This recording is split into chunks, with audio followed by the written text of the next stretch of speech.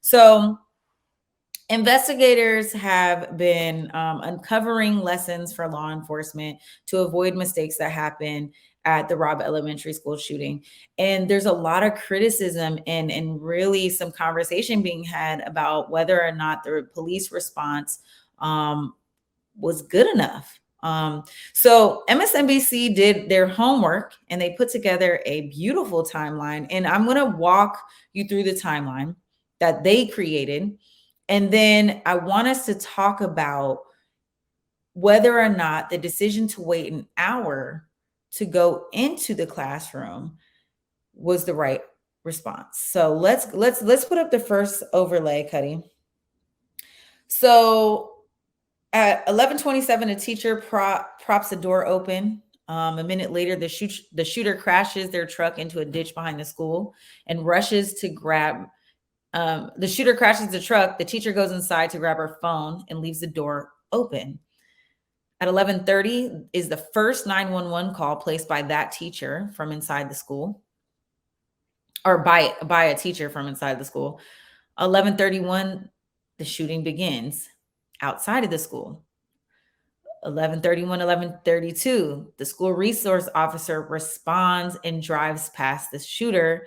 11:33, shooter enters schools, fires 100 rounds into room 111 and 112. So we're talking about from the time the shooter got up in there, 2 minutes, okay? And simultaneously, the school resource officer seeing that happen. Let's go ahead and put up the second one. 11:35, 7 Uvalde police officers entered the school through the same entrance used by the shooter. So that's only 2 minutes after that. So we have 7 officers and the resource officers, you guys, that have now entered the school. 11:37, another 16 rounds go off. 11:43, more officers arrive on the scene. So we're talking about, police are there.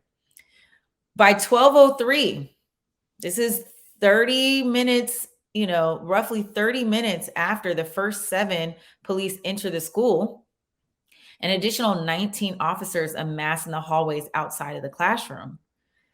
Now, between 12:03 and 12:16 are the 911 calls. And these are students making the 911 calls. A student calls 911 and whispers that she's in room 112. A student calls 911 again and tells the operator that there's multiple people being dead. There's a third call, and then there's a fourth call that says 8 to 9 students are alive. Now let's talk about why this timeline is important.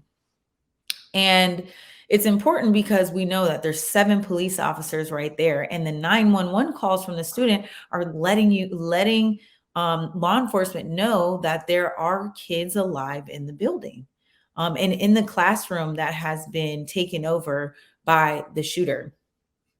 Now, it's easy for us to scrutinize this timeline as individuals looking at the situation in hindsight. But is that too long? And should law enforcement have ran up into the classroom? Let's take a look at the last slide.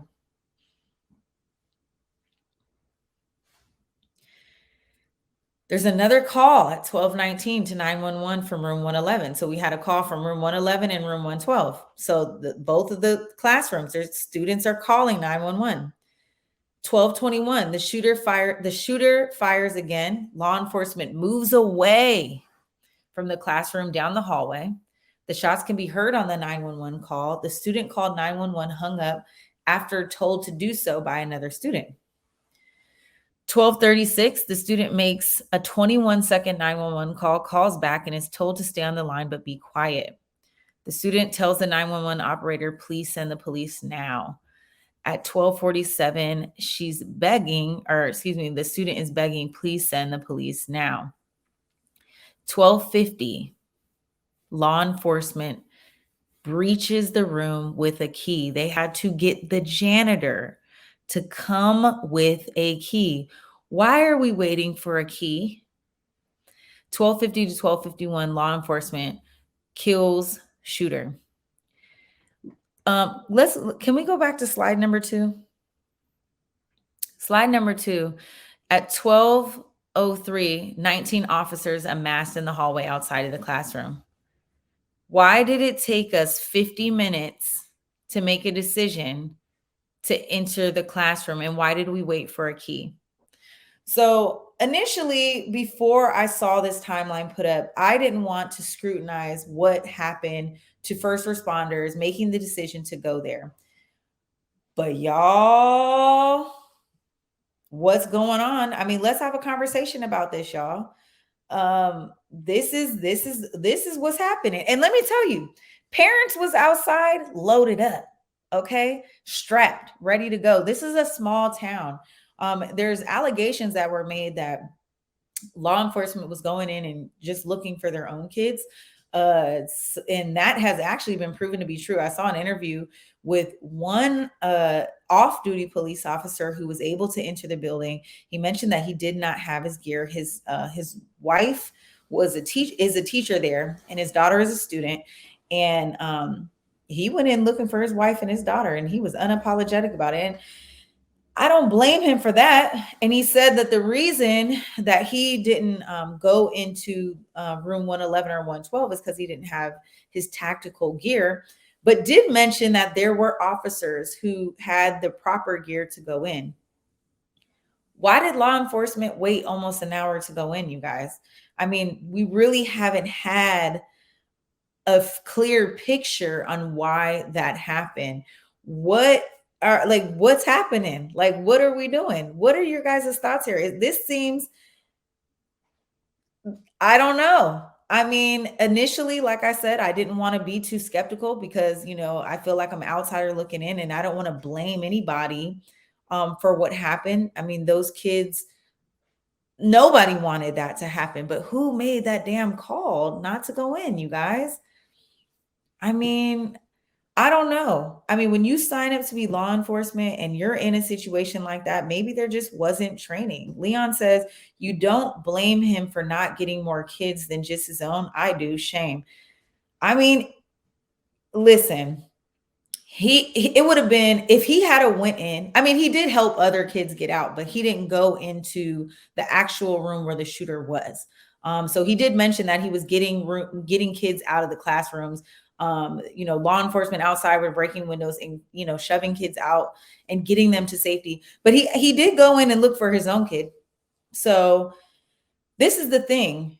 I want to have this conversation about why we have 19 police officers in the hallway as the shooter is still shooting. And that there's kids, like, it's time to go in there and Rambo that mug. I mean, it's time to shoot it up.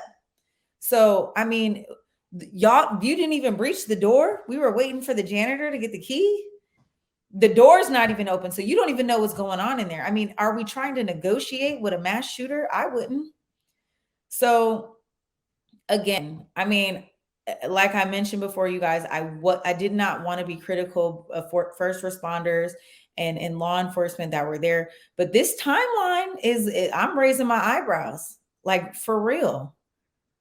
For real. Harry Jefferson says, I don't, Leon. All kids are important, but when you run to a school, you run there to get your wife and kids and get them safe. A person's mind don't think like that until your personal family is safe.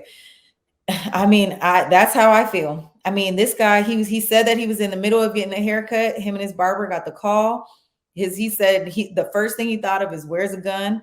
And he hopped in his truck and they rolled down there. So I think he was helping, get other kids out. But at the end of the day, when you go in there, you're looking for your loved one. And I think he was fair in being honest about that. But we do need to have an honest conversation about the training of law enforcement and what to do in a mass shooting. Can I see Bria's comment? All this conversation about needing good guys with guns, good guys with guns to stop bad guys with guns, and they do nothing. Hey, listen, the narrative that is being pushed in the state of Texas by the governor, okay, and even in Senator Cruz, is that they need resource officers with guns to stop more shooters. And in fact, that shit didn't happen, you guys. I mean, this is the thing. The narrative is that more guns is going to stop people, and it didn't. You have police officers in the hallway. You have police officers, community members, parents, all strapped.